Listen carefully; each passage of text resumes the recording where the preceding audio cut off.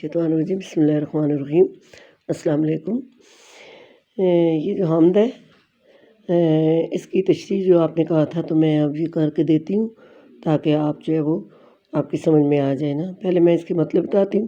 سب سے پہلی بات یہ ہے کہ نظم کی اقسام کے لحاظ سے جو ہے نظم کی بہت سی قسمیں ہیں نا، موضوع کے لحاظ سے بھی ہیں اور ایت کے لحاظ سے بھی ہیں۔ تو یہ حمد اور کیا نام ہے اس کا، مرثیہ، نعت اور قصیدہ، یہ جو ہے موضوع کے لحاظ سے جو ہے نا وہ نظم کی اقسام ہے۔ تو آج جو ہم نظم پڑھیں گی وہ ہے ماہر القادری کی حمد ہے، فکر و دانش کی ہے معراج خدا کا اقرار، یہی وجدان کی آواز ہے فطرت کی پکار۔ تو ہم اس نظم کو کہتے ہیں جس میں اللہ پاک کی تعریف کی جائے نا۔ تو ہمیں ہمیشہ جو ہے وہ اللہ پاک کا ہی ذکر ہوتا ہے اور کسی چیز کا ذکر نہیں ہوتا۔ اللہ تعالیٰ کی وحدانیت کا ذکر ہوتا ہے، اللہ تعالیٰ نے جو نعمتیں عطا کی ہیں ان کا ذکر ہوتا ہے، اس کی کرمائی کا ہوتا ہے اور رحمانیت کا ہوتا ہے۔ ہر چیز جو ہے وہ اللہ تعالیٰ سے جڑی ہوئی ہے۔ تو فکر و دانش کی ہے معراج خدا کا اقرار۔ اب یہ جو حمد کا مطلب ہے، اس میں شاعر ماہر القادری فرماتے ہیں کہ وہ لوگ جو عقل شعور رکھتے ہیں وہ اللہ تعالیٰ کی وحدانیت کا اقرار کرتے ہیں کہ اللہ پاک کی ذات کتنی بلند ہے اور کتنی اعلیٰ و عرفہ ہے، اس جیسا کوئی نہیں ہے، وہ وحدہ لا شریک ہے۔ اور یہ آواز جو ہے انسان کے اندر سے بھی آتی ہے، یعنی اسے اللہ تعالیٰ نے شعور دیا ہوا ہے، وہ سمجھتا ہے، اندر سے اس کی آواز آتی ہے کہ اللہ تعالیٰ ایک ہے جس نے سارے جہاں کو بنایا ہے۔ اب جو ہے اس کے جو مطلب ہے وہ آپ دیکھ لیں۔ فکر کا مطلب ہے سوچ، دانش کا مطلب ہے عقل مندی، شعور آنا، معراج بلندی کو کہتے ہیں، عظمت کو کہتے ہیں، اقرار مان لینا، کسی بات کو تسلیم کرنا۔ وجدان جو ہے وہ جو اندر کی آواز ہوتی ہے، باطن کی چھپی ہوئی اندر سے بندے کے اندر سے اٹھتی ہے، اس کو وجدان کہتے ہیں۔ اور فطرت جو ہے یہ ساری قدرت کو کہا جاتا ہے۔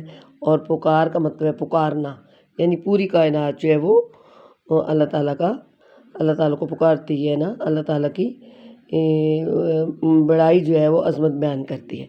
اب جو دوسرا شعر ہے اس میں ذرے ذرے کی شہادت کہ خدا ہے موجود، پتے پتے کو ثنائے کی صفت کا اقرار ہے۔ اب ذرا ذرا یعنی چھوٹا ذرا جو اس کائنات کا ہے اس کو کہتے ہیں ذرا ذرا۔ اب شہادت کا مطلب ہے گواہی، موجود ہے یعنی اللہ تعالیٰ اس کائنات میں ہے، اگر اللہ تعالیٰ ہوتا تو یہ کائنات ہی نہ ہوتی۔ اب جو پتا ہے یعنی درختوں پر جتنے پتے لگے ہیں وہ سب بھی اللہ تعالیٰ کی حمد و ثنا بیان کرتے ہیں، اس کا اقرار کرتے ہیں، ٹھیک ہے۔ تب یہ ہے کہ شاعر کہتے ہیں کہ اللہ تعالیٰ نے یہ پوری جو کائنات بنائی ہے اس میں جتنی بھی چیزیں موجود ہیں ان چیزوں کا ذرہ ذرہ اس بات کی گواہی دیتا ہے کہ اللہ پاک موجود ہے، اللہ پاک کی ذات ہے جس نے یہ ساری کائنات بنائی ہے۔ اور درختوں پر جتنے لگے ہوئے پتے ہیں وہ بھی سب اللہ تعالیٰ کی صفات کا اقرار کرتے ہیں، اللہ تعالیٰ کی حمد و ثنا بیان کرتے ہیں۔ اب تیسرا شعر ہے اسی خلاق نے جوہر کو توانائی دی، یعنی یہ جو اشعار ہیں ان میں بہت گہرائی موجود ہے، اگر آپ سوچیں تو ان میں بہت زیادہ گہرائی ہے اللہ تعالیٰ کی ذات کے متعلق۔ اسی خلاق نے جوہر کو توانائی دی، پھول پتوں کو عطا جس نے کی نقش و نگار۔ اس میں شاعر کہتے ہیں اچھا، خلاق کا مطلب ہے پیدا کرنے والا، بنانے والا، تخلیق کرنے والا۔ جوہر کا مطلب ہے خوبیاں، خصوصیات، اور توانائی کا مطلب ہے طاقت دینا، ہمت دینا، ٹھیک ہے۔ اب پھول پتوں کو عطا کی، پھول پتوں کو جس نے نوازا، نقش و نگار سے مختلف شکلیں دے کر، پھول پتوں پر جو لائنیں لگی ہوتی ہیں یا مختلف قسم کے جو نقش و نگار بنے ہوتے ہیں ان کے متعلق ہے۔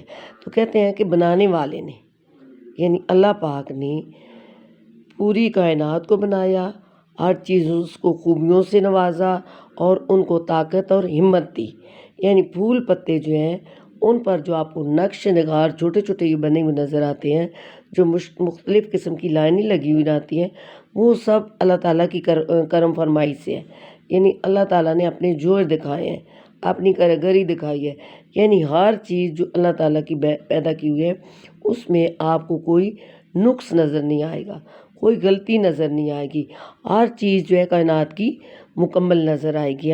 یہ صرف اللہ تعالیٰ ہی ہے جو یہ سب کچھ کر سکتا ہے۔